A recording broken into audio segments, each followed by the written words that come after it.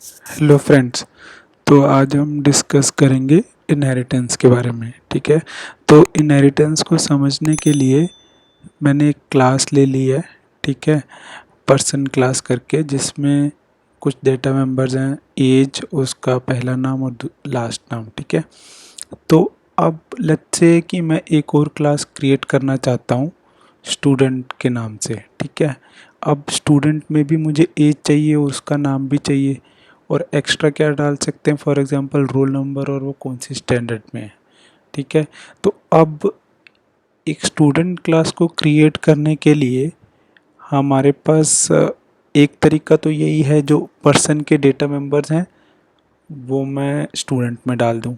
ठीक है, और दूसरा तरीका क्या है, मैं कंपोजिशन का यूज़ करूं, जो कि पहला भी कंपोजिशन ही था, लेकिन दूसरे कंपोजिशन में क्या होगा, सीधा मैं पर्सन क्लास का object as a data member बना दूंगा।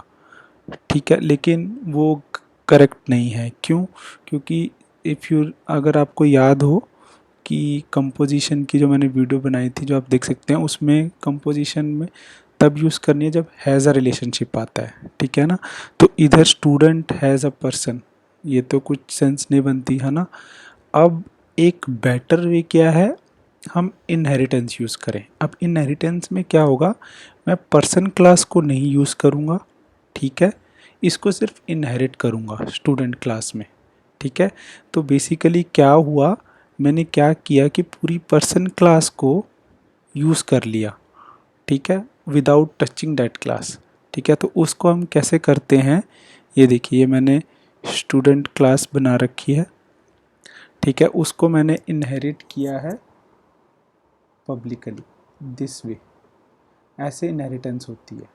अब पब्लिकली मतलब क्या है, मैंने पब्लिक एक्सेस स्पेसिफायर लिया है। अब इसका क्या मतलब है कि पर्सन के जो भी डेटा मेंबर्स और फंक्शंस हैं वो एज इट इज़ इनहेरिट हो जाएंगे। जो प्राइवेट हैं वो प्राइवेट रहेंगे, और जो पब्लिक हैं वो पब्लिक रहेंगे। ठीक है, अब ये इनहेरिट हो रहे हैं या नहीं हो रहे हैं, ये सब कुछ मैं भी बताऊंगा कैसे होते हैं। ठीक है, अभी आप ये ध्यान रखिए कि मैंने, this is how we inherit the class.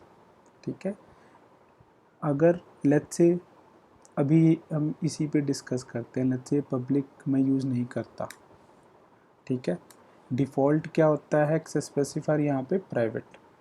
ठीक है ना, और प्राइवेट का मतलब क्या है कि जो आपके डेटा मेंबर्स पर्सन के और फंक्शंस हैं वो सारे प्राइवेट हो जाएंगे, पब्लिक भी प्राइवेट हो जाएंगे। ठीक है, तो जनरली आप एप्लीकेशंस में देखोगे पब्लिकली ही इनहेरिट होता है, क्योंकि प्राइवेट का कोई रोल ही नहीं रहा। जब मैंने उसको प्राइवेट अगर इनहेरिटेंस कर दूंगा तो मेरे सारे पब्लिक फंक्शंस ही प्राइवेट हो जाएंगे।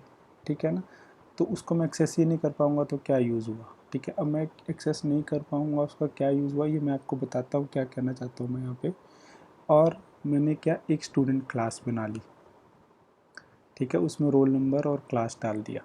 ठीक है, अब देखिए मैंने क्या किया है, सबसे पहले हम आते हैं कंस्ट्रक्टर पे।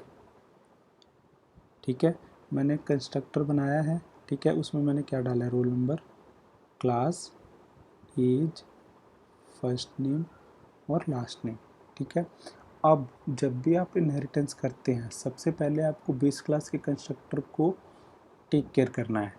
तो मैंने यहाँ पे क्या किया है, बेस क्लास के कंस्ट्रक्टर को कॉल किया है। ठीक है, और ये क्या है, अगर आपको याद हो, मैंने इनिशियलाइज़र लिस्ट बताया था एक। ठीक है ना, उसकी वीडियो भी आप देख सकते हैं। तो ये जब भी आपको बेस क्लास का कंस्ट्रक्टर कॉल करना है, वो आपको इनिशियलाइज़र लिस्ट में ही कॉल करना है। ठीक है ना, तो इससे क्या होगा, मेरा पर्सन का कंस्ट्रक्टर कॉल होगा। और ये ठीक भी है, क्योंकि मुझे स्टूडेंट क्लास बनानी है, उसकी बेस क्लास क्या है, पर्सन। अच्छा, एक और चीज़, सबसे पहली बात, जब भी आप कोई क्लास इनहेरिट करते हो वो क्लास बेस क्लास हो जाती है। जैसे पर्सन इधर बेस क्लास है, स्टूडेंट इधर डिराइव्ड क्लास है।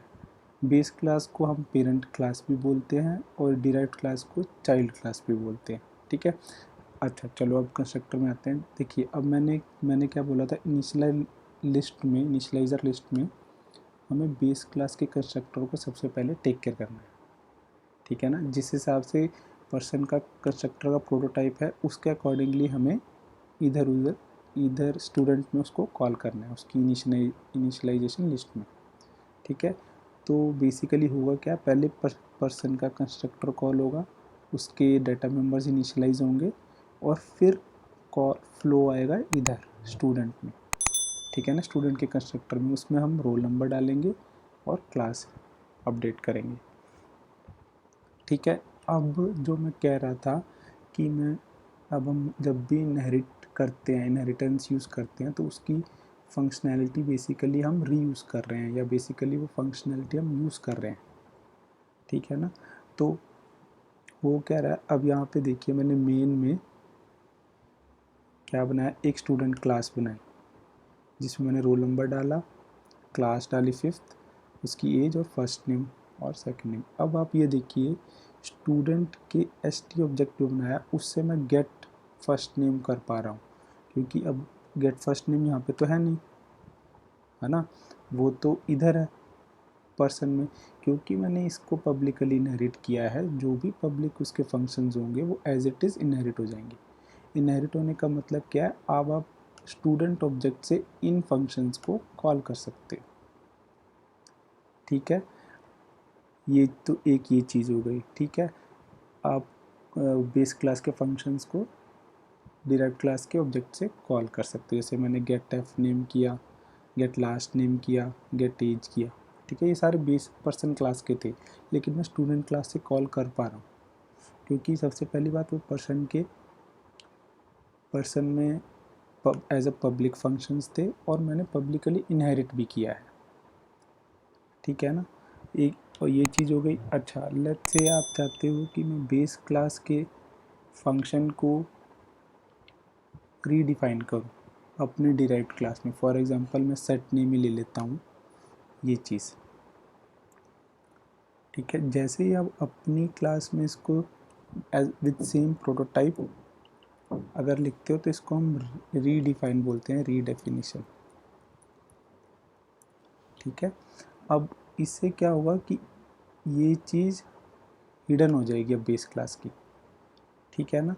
तो जब भी आप स्टूडेंट से जब सेट नेम कॉल करोगे तो ये वाला कॉल होगा, ठीक है। बट ये चीज़ ऐसे कॉल नहीं हो सकती।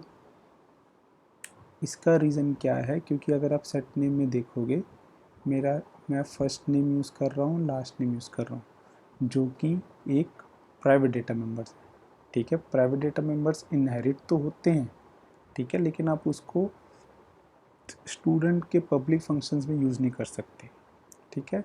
तो एक सिंपल तरीका तो ये है कि अगर फॉर एग्ज़ाम्पल आपको अपने फंक्शन में कुछ प्रिंट आउट स्टेटमेंट चाहिए कि सेट नेम कॉल हुआ है, तो आप ऐसे करके उसके बेस क्लास को कॉल कर सकते हो। कैसे? यूजिंग स्कोप रेजोल्यूशन ऑपरेटर,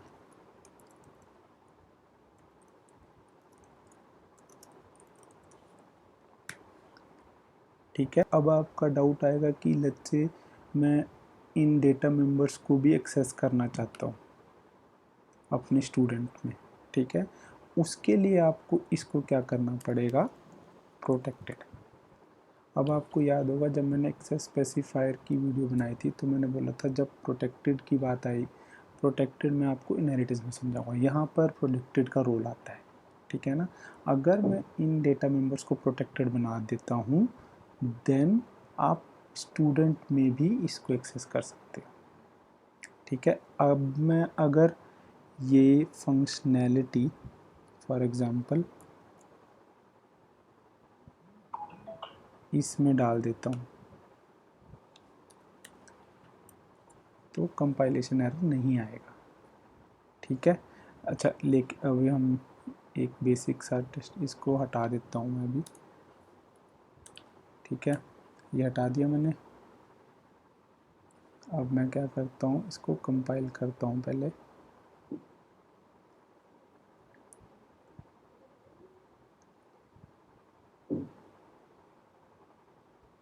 एक मिनट, ये एरर आ रहा है 78 में, देखो ये एरर आना शुरू हो गया।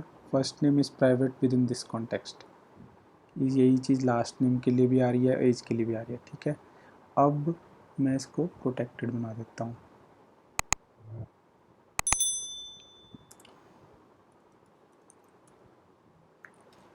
ठीक है, अगर मैंने इसको प्रोटेक्टेड बना दिया, अब मैं अगर इसको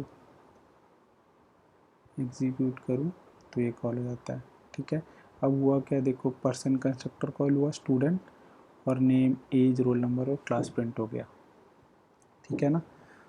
तो अच्छा, अब एक और चीज़ क्या आती है, जैसे ही स्टूडेंट ऑब्जेक्ट ये जो बनाया है मैंने, ये आउट ऑफ स्कोप जाएगा, बेसिकली मेन से बाहर जाएगा, तो क्या होगा, इसका डिस्ट्रक्टर कॉल होगा। अब डिस्ट्रक्टर रिवर्स वे में कॉल होगा। रिवर्स वे में कहने का मतलब पहले स्टूडेंट का कॉल होगा फिर पर्सन का। उसको भी चेक कर लेते हैं।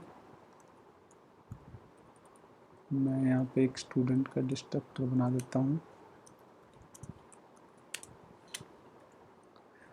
ठीक है, यहाँ पे मैं लिखता हूँ स्टूडेंट डिस्ट्रक्टर।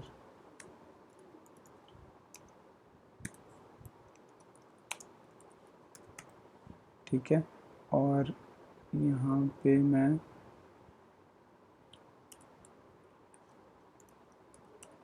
पर्सन का डिस्ट्रक्टर बना देता हूँ।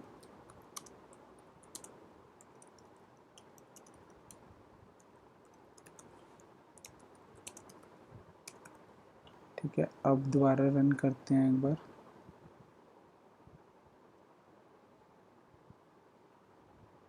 देखो स्टूडेंट डिस्ट्रक्टर और पर्सन डिस्ट्रक्टर। ठीक है ना। तो एक तो हमने एक चीज़ क्या सीखी इनहेरिटेंस से, आप कोड को रीयूज़ कर सकते हो। बेसिकली किसी भी क्लास को आप बेस क्लास बनाओ और उसकी फंक्शनैलिटी को आप इनहेरिट कर लिया, बेसिकली यूज़ करना स्टार्ट कर दिया, तो आपको बेसिकली आपको अपनी तरफ से वो मेंबर्स ऐड करने की ज़रूरत नहीं अगर किसी एक क्लास में ऑलरेडी वो फंक्शनैलिटी है। ठीक है, एक ये चीज़ होगी। और दूसरा हमें क्या ध्यान रखना है इनहेरिटेंस के केस में, कंस्ट्रक्टर कॉल का, कि बेस क्लास का कंस्ट्रक्टर कॉल होना बहुत ज़रूरी है, वो भी इनिशियलाइजर लिस्ट में। ठीक है, और उसका ऑर्डर क्या होगा, पहले बेस क्लास कंस्ट्रक्टर कॉल होगा डिराइव्ड और डिस्ट्रक्टर का रिवर्स वे में। ठीक है, और हमने एक और चीज़ क्या देखी, प्रोटेक्टेड का रोल एक्सेस स्पेसिफायर का, कि अगर आपको डिराइव्ड क्लास में वो डेटा मेंबर्स एक्सेस करने हैं बेस क्लास के, तो उसको आपको प्राइवेट बनाना पड़ेगा। ठीक है, और क्या देखा हमने कि जो भी पब्लिक फंक्शंस हैं पर्सन के, ठीक है ना, वही मैं यूज़ कर सकता हूँ स्टूडेंट ऑब्जेक्ट के थ्रू ही। ठीक है ना, क्योंकि मैंने इनहेरिट कैसे किया है, पब्लिकली।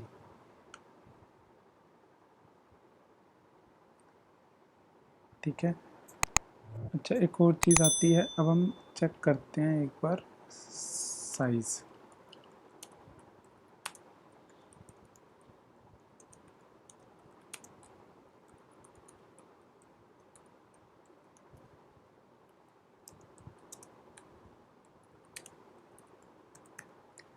ठीक है, अब साइज़ कितना होगा, कितना होना चाहिए, 50। अब अच्छा एक और चीज़ मैं दिखा देता हूँ आपको, एक ये डाउट होगा कि प्राइवेटली इन एक्सेस तो कर नहीं पाते, तो इनहेरिट होते भी है कि नहीं, वो चेक कर लेना। ठीक है ना, वो उससे इससे चेक हो जाएगा। कैसे, अब मैं जैसे इसको एग्जीक्यूट करूँगा तो आप एक मिनट, हाँ ये हटा देता हूँ क्योंकि मैंने उसे प्राइवेट कर दिया है।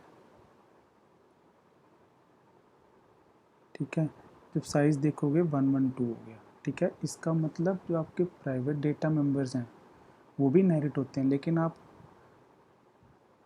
उसको एक्सेस नहीं कर सकते by in the student class. ठीक है ना, डिराइव क्लास में उसको एक्सेस नहीं कर सकते क्योंकि वो प्राइवेट है। अगर आपको एक्सेस करना है तो बेस क्लास के फंक्शंस के थ्रू ही एक्सेस करना है। ठीक है ना, तो उसके साइज़ कितना हो गया, ये 100 हो गया। ठीक है, आप अनसाइंड इंट का 4 बाइट लेके चलो तो 104, 108 और 112।